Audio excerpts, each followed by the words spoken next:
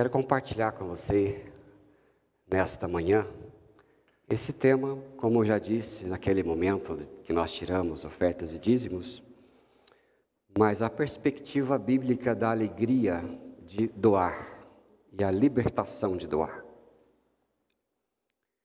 Então a palavra de Deus diz assim: porque nada temos trazido para este mundo, nem coisa alguma podemos levar dele. Tendo sustento e com o que nos vestir, estejamos contentes. Ora, os que querem ficar ricos, caem em tentação e cilada, e muitas concupiscências insensatas e perniciosas, as quais afogam as pessoas na ruína e perdição. Porque o amor do dinheiro, ele é a raiz de todos os males. E alguns nessa cobiça se desviaram da fé e a si mesmos se atormentaram com muitas dores. Enquanto eu lia esse texto, eu achei um outro que vou ler na minha versão, que eu achei muito interessante, em Provérbios 23, verso 4 e 5, que fala assim, você não precisa colocar aí não, senão confunde. A minha versão é a Nova Tradução da Linguagem de hoje, de Provérbios 23, versículo 4 a 5, diz assim: não se mate de trabalhar, tentando ficar rico, nem pense demais nisso, pois o seu dinheiro pode sumir de repente, como se tivesse criado asas e voado para longe como a águia. Antes, o dinheiro não era um fim em si, mas o trabalho sim. O trabalho, a vida e o viver.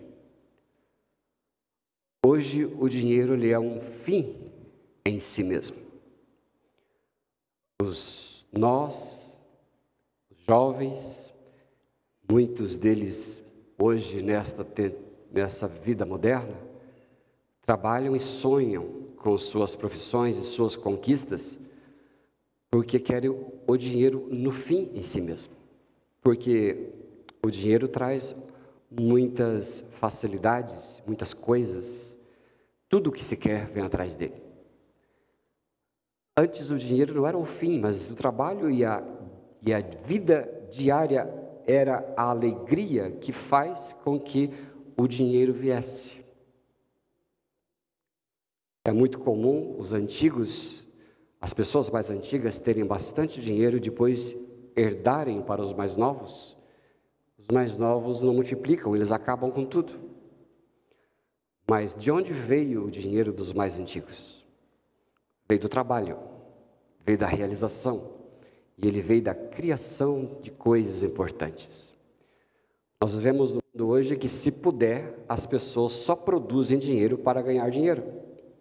Não produzem mais serviços e benefícios para as pessoas que fazem uma sociedade ser desenvolvida e próspera e abençoada. Se deixar, as pessoas querem só investir nisso, naquilo outro, bolsa aqui, day trade de lá, e essas coisas todas, eles querem simplesmente uma espécie por outra espécie.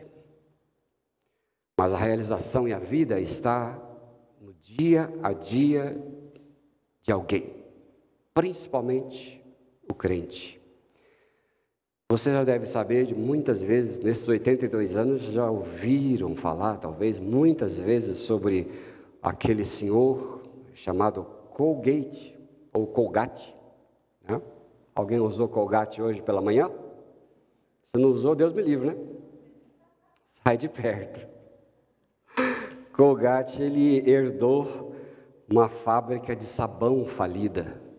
Então ele iniciou a sua gerência criando coisas e produtos, e ao final dos seus relatórios financeiros que ele apresentava sempre, ele era um homem crente e dava muito mais, por exemplo, do que o dízimo. E diz os historiadores que no fim da sua vida, a empresa contribuía com um percentual muito grande em relação ao dízimo, e ele vivia com 2% da sua renda, devolvendo 98% da sua renda. E ele aplicava no reino de Deus. E ele fazia prova de Provérbios 3, verso 9 e 10, que diz assim: honra ao Senhor com os teus bens e com as primícias de toda a tua renda, e se encherão fartamente os teus celeiros, transbordarão de vinho os teus lagares. Tudo que temos é de Deus, e o nosso maior bem é Deus. Me preocupo tanto com as minhas filhas, que elas estão prosseguindo, nas suas carreiras, e eu oro por elas e tento ensinar bastante de que o maior bem que elas poderão ter não são o dinheiro e profissão em si, mas o maior bem que uma pessoa tem é o Senhor. Ele é o maior bem. Esse é o maior desafio meu e teu, para que nós não caiamos nas dificuldades que fala no primeiro texto que nós lemos de 1 Timóteo, capítulo 6. Poucas coisas são menos seguras do que o dinheiro. Trabalhamos duro para conquistá-lo, mas há muitas maneiras de perdê-lo. Alguém disse que os investimentos azedam, a inflação sobe, as contas vêm, os ladrões roubam, os incêndios e inundações destroem. E mesmo que consigamos manter o nosso dinheiro, o tempo que temos para gastá-lo voa. Pisque e sua vida terá passado num piscar de olhos. Alguém disse uma frase que eu não esqueço nunca: o dinheiro gera paixão, mas o dinheiro não se apaixona por ninguém. É uma relação muito difícil quando uma pessoa não sabe lidar com isto. É terrível. Você deve saber muito bem aquelas 3 máximas de Wesley ao lidar com o dinheiro. Primeiro eu vou ler aqui, 2 Tessalonicenses, capítulo 4, verso 10, que diz assim, olha, presta bem atenção, porque a Bíblia, ela fala muito, muito sobre dinheiro. Justamente porque há uma relação muito conflituosa conosco, com a gente. A falta ou o excesso, tudo traz problema. E é por isso que eu acredito, por experiência própria, que quando o Senhor é o nosso maior bem, nós somos uma pessoa liberta. Liberta. Porque todo o nosso ser, ele é afetado por isto. Aquela escassez e aquela avareza que toma conta da gente nos impede de sonhar. A pessoa escrava do dinheiro não sonha. Ela não tem uma visão ampla da vida, uma visão sadia da vida. Então, tudo isso afeta a nossa vida em relação ao dinheiro. Tudo. Mas quando o Senhor entra em nossa vida, Ele liberta. E Ele tem essa função de libertar. A Wesley dizia lá, ele se baseou em 1 Tessalonicenses 4. Contudo, vos exortamos, irmãos, a progredirdes cada vez mais e a diligenciar-vos tranquilamente para viver. É 2 Tessalonicenses 4, 10 a 12? Vocês estão vendo aqui? 2 Tessalonicenses 4, 10 a 12, tá? Mas tá certo, tá?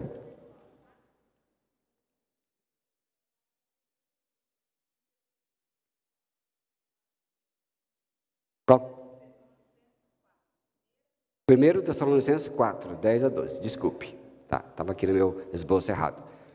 Exortamos os irmãos a progredir cada vez mais e a diligenciar-lhes por viver tranquilamente, cuidar do que é vosso, trabalhar com as mãos, como vos ordenamos, de modo que vos porteis com dignidade para com os de fora, e de nada venhais a precisar.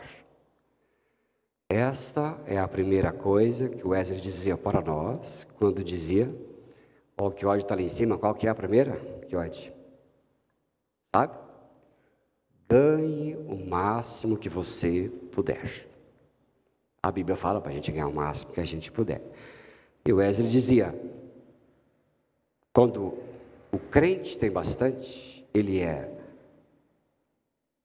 mantém a viúva, cuida dos órfãos, no lugar do pai, é uma defesa para os oprimidos, leva saúde para os doentes, alívio aos que têm dor, e pode ser como os olhos para o cego, como pés para o coxo, como socorro para livrar alguém dos portões da morte. Então Wesley dizia, para ganhar, para servir, o máximo que puder. Depois Wesley disse, eu vou ler Isaías 55, verso 1 a 2.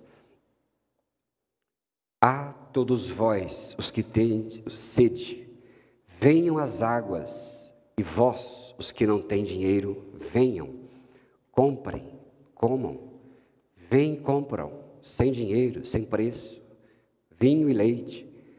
Por que gastais o dinheiro naquilo que não é pão, e o suor naquilo que não satisfaz? Ouvi-me atentamente, comei o que é bom e vos deleitareis com finos manjares. Venham, o reino de Deus é comida, não é comida e bebida, é alegria e paz. Mas Isaías estava dizendo do verdadeiro espírito, do sustento e da alegria, porque tudo que nós precisamos, ou a maioria das coisas que nós precisamos para sermos felizes, não está no poder do dinheiro, não está no seu poder, ele está na satisfação da nossa vida. Se você disser assim, eu seria muito feliz se eu tivesse mais, eu vou te alertar, isso não será verdade. Você será uma pessoa amargurada, rica. É lógico que não precisamos desprezar nada que vem à nossa mão, por isso Wesley dizia, Isaías dizia, venham, compre esse dinheiro. E a segunda, seu conselho é, economize o máximo que você puder. Certo? Como é que é o primeiro? Ganhe, depois? Economize. 2021 encerrou com 76% das famílias brasileiras endividadas. Porque nós não sabemos economizar de modo sábio, né? Wesley tinha duas razões para dizer aos crentes para comprarem somente o necessário. Uma era óbvia, não desperdiçar o dinheiro. A segunda era para que seus desejos não aumentassem. Você viu? Não desperdice. E o segundo, para que o seu desejo não aumente. Um antigo pregador destacou sabiamente assim que as pessoas gastam dinheiro em coisas que de fato não precisam, elas começam a desejar mais coisas das quais não precisam, e em vez de satisfazer os seus desejos, elas apenas os fazem aumentar os desejos. Alguém escreveu assim, quem dependeria de qualquer coisa para satisfazer esses desejos, se considerasse que satisfazê-los é o mesmo que fazê-los crescer? Nada é mais verdadeiro do que isto. A experiência diária demonstra que quanto mais os satisfazemos, mais eles aumentam. Por isso que o Wesley era crente. Se, tendo sustento e com que nos vestir, estejamos contentes. Economizem como? não sendo avarento. Economize na bobagem para ajudar algo legítimo. E jamais, por favor, se você está nessa situação, não fique com peso. Não tenha peso. Peça a Deus e Ele vai te ajudar. Mas evite com todas as suas forças dívida, porque a dívida te torna escravo. Todos os dias que você trabalha serão para pagar dívidas, e você acha que isso é liberdade. Não é. Peça a Deus, se você está nessa situação, o Senhor pode te abençoar, e vai, você crer, e você trabalhar, e você aprender, com certeza vai. A última coisa de Wesley era: dê o máximo que você puder. 2 Coríntios 9:10 é o mesmo verso que está nos nossos envelopes. Diz assim: ora, 2 Coríntios 9:10-11, aquele que dá a semente ao que semeia, pão para alimento, também suprirá e aumentará a vossa sementeira, multiplicará os frutos da vossa justiça, enriquecendo-vos em tudo, para toda generosidade, a qual se faz por nosso intermédio, sejam tributadas graças a Deus. Wesley dizia: dê o máximo que você puder. O máximo. Não há dúvidas de que você tem colocado o seu coração no seu ouro. Ele advertia os incrédulos da sua época. E ele falava assim: isso consumirá sua carne como fogo. Ele falava isso para as pessoas. Cuidado, né? Cuidado. Wesley dizia isso para as pessoas. A oferta de uma pessoa, ela começa com o dízimo. Ele disse àqueles que não dizimavam isto: cuidado, você será entregue à avareza. A Bíblia anotada do Spurgeon, que eu gosto muito de ler e escutar. Escutar não, né? Só ler, né? Eu gosto muito de ler. Ele dizia: muito se tem dito sobre dar o 10º da renda ao Senhor. A Bíblia, nesse sentido, é inquestionável. Se isso era um dever sob a lei judaica, muito mais é assim agora, sob a dispensação cristã. Mas é um grande erro supor que o judeu apenas dava um 10º. Ele dava muito mais do que isso. Depois do dízimo vinham todas as ofertas voluntárias, todas as diversas datas em diferentes épocas do ano, de modo que talvez ele desse 1/3 do que ganhava. Meu amigo pastor, que eu gosto muito, diz assim: o dízimo não deve ser um teto em que paramos de contribuir, mas um piso a partir do qual começamos. Dar apenas o dízimo é cultivar um quintal pequeno. Quem não dá o dízimo, nem fariseu pode ser considerado. A fartura começa quando lançamos mais sementes no solo. Pode-se argumentar que no Antigo Testamento os dízimos eram pagos e, portanto, falando especificamente, não estão na categoria de contribuição voluntária. A contribuição cristã só começa quando damos mais do que um 10º. Se quisermos conhecer a abundância dos celeiros, temos que aplicar na generosidade do plantio. Plante. Porque quando você planta, você colhe. Eu gosto muito, às vezes sempre falo aqui, quando eu mesmo vou fazer minhas ofertas, e falo para vocês: dar com alegria é uma expressão de fé, é o sinal visível de uma realidade invisível de que cremos que quem nos sustenta é Deus. Quando eu devolvo aquilo que é de Deus, ou eu contribuo com alegria, eu estou dizendo para mim, para o diabo e para a minha carne: quem me sustenta é Deus. Me recuso a pensar que sou sustentado por uma outra coisa qualquer. E por último, dê com alegria. Isso não é de Wesley, isso é aqui daqui mesmo. Dê com alegria. A Bíblia Ela mostra que tem um amor especial por aqueles que estão comprometidos com a alegria a ofertar. A palavra grega para alegre é uma palavra chamada hilariante, sugerindo que Deus ama de coração e o coração que vibra entusiasticamente com o prazer da oferta. Dar com alegria. Há uns meses atrás eu conversava com a pastora Andréia e nós conversamos e oramos. E oramos dizendo, olha, muitas vezes nossa vida financeira não prospera porque nós não estamos dando com alegria. A gente percebe quando as outras pessoas fazem algo para nós de mau gosto. Não percebe? Sim ou não? Percebe.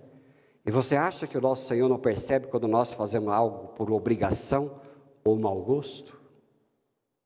Por isso, muitas vezes, você pode dizer, e eu posso dizer, por que eu contribuo, por que eu faço tudo certinho, por que eu devolvo o dízimo, por que eu faço tudo o que precisa e não saio do lugar?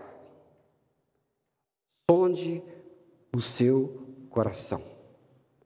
Talvez você não esteja fazendo com dedicação e alegria, e Deus deseja me ensinar e te ensinar a fazer com alegria, porque a alegria vai abrir as portas do céu para a nossa vida. E eu vou dizer a vocês a coisa, como pastor, eu sempre fui dizimista por causa das obrigações morais de pastor, porque eu jamais poderia suportar alguém, os líderes da igreja, dizendo assim, o pastor não é dizimista. Às vezes era por obrigação moral, até acima de necessidade, até que Deus teve que falar comigo, você não prospera porque você não faz de coração, não faz com alegria. E eu precisei me arrepender e dizer, perdão, Senhor, pela falta de alegria. Não basta fazer as coisas certas, tem que fazer as coisas com o coração reto, queridos irmãos e irmãs. Não é verdade? Com o coração agradecido por tudo. Caim não teve a sua oferta aceita, porque a sua oferta era do suor do seu braço, era a obrigação da tradição do seu pai. Deus abençoou e quis a oferta de Abel, porque a oferta de Abel, ele nem trabalhava, essa era a realidade de Caim e Abel, nem trabalhava, mas Deus aceitou a oferta do preguiçoso, mas porque era de coração, e não aceitou a oferta daquele que dava por obrigação. Agora, o que quer dizer isso? Quer dizer que se você e eu muitas vezes não somos abençoados, precisamos olhar para o nosso coração e pedir a Deus, como é isso, Senhor? Então, queridos irmãos, quando um cristão sobe ao altar para consagrar sua oferta, sobe também com ele o índice da bolsa de valores permanentes. A alegria é alguma coisa que multiplicada quando é distribuída junto com a oferta. Você dá com alegria e ganha maior alegria ainda em poder dar. Eu vou encerrar com essa frase de Jim Elliot, que está naquele filme Terra Selvagem, o missionário que foi morto por aqueles nas quais ele foi pregar, e que ele não considerava a sua vida muito importante. E ele disse assim, não é tolo aquele que abre mão do que não pode reter para ganhar o que não pode perder. Presta atenção. Não é tolo aquele que abre mão do que não pode reter para ganhar o que não pode perder. Tudo aqui a gente perde. Por isso, o crente não tem dó de abrir mão. Mas ele recebe aquilo que ninguém pode tirar dele. Aquilo que é principal. Amém, querido? No culto da noite eu vou fazer outra parte. Mas aqui é completa por si mesma. Que Deus te abençoe com paz e libertação da avareza, dos olhos de pobreza, dos olhos de gente mirrada, e te liberte para uma vida de doador e de crente, para a glória de Deus Pai.